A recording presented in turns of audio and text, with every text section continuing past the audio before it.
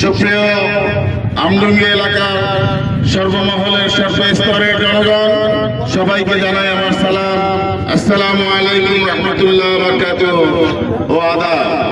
আপনারা অবগত আছেন আমাদের নেতা জনাব তারেক রহমানের 31 দফা বাস্তবায়নের লক্ষ্যে, রাষ্ট্র কাঠামো মেরামতের লক্ষ্যে আমরা আজ সারাদিন আপনাদের এই শিবনগর ইউনিয়নের বিভিন্ন পাড়ায় গ্রামে মহল্লায় গিয়ে ভাই বোন বন্ধু চাচা সকলকে আমরা এই 31 দফা বোঝানোর চেষ্টা করেছি। ভাইয়েরা আমার, আপনারা বিশ্বাস করেন আমাদের নেতা জনাব তারেক রহমান যে 30টি দফা লিপিবদ্ধ করেছে, এই 31 দফা বাস্তবায়নের লক্ষ্যে আমাদের নেতা আমাদের দেশের সর্বস্তরের নেতাকর্মীকে বলেছে সাধারণ মানুষের কাছে গিয়ে এই 31 দফা বোঝানোর জন্য।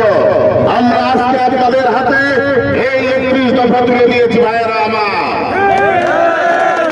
আমি আশা করব এই 31 দফা যদি আমরা সাধারণ মানুষকে তথা আমাদের দলের সর্বস্তরের নেতাকর্মীরা যদি এই 31 দফা বুকে লালন করতে পারে, আমার বিশ্বাস আমাদের দেশ হবে সোনার বাংলাদেশ।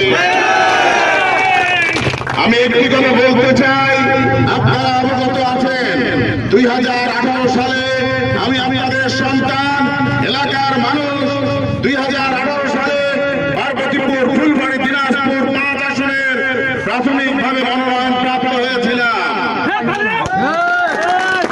আজকে আমি আপনাদের কাছে উদার আহ্বান জানাবো, আপনারা যদি আমাকে সহযোগিতা করেন, আপনারা যদি আমার পাশে থাকেন, ইনশাআল্লাহ আগামী দিনে এই পার্বতীপুর ফুলবাড়ির সাধারণ মানুষকে নিয়ে নেতৃত্ব দেব ইনশাআল্লাহ।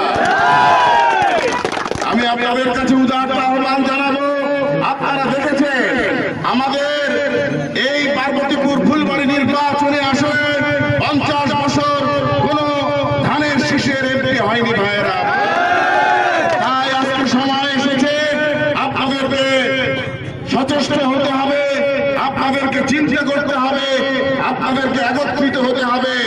আমাদের উন্নয়ন হয়নি, এটা আমাদের ব্যর্থতা।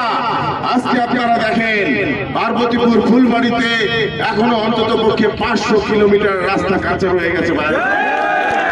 তাহলে 40 বছরের তথাকথিত মন্ত্রী এমপি কি করেছে? ভাইয়েরা আমার, আমি আপনাদেরকে উদার আহ্বান জানাবো, আপনাদের সকলের কাছে দোয়া প্রার্থনা করে, আপনাদের সকলের সুস্বাস্থ্য এবং মঙ্গল কামনা করে আমার সংক্ষিপ্ত আলোচনা এখানেই শেষ করছি। ধন্যবাদ। শহীদ জিয়া অমর হোক, বেগম খালেদা জিয়া জিন্দাবাদ, তারুণ্যের অহংকার তারেক রহমান জিন্দাবাদ। ধন্যবাদ আমডুঙ্গিবাসী, ধন্যবাদ। আসসালামু আলাইকুম।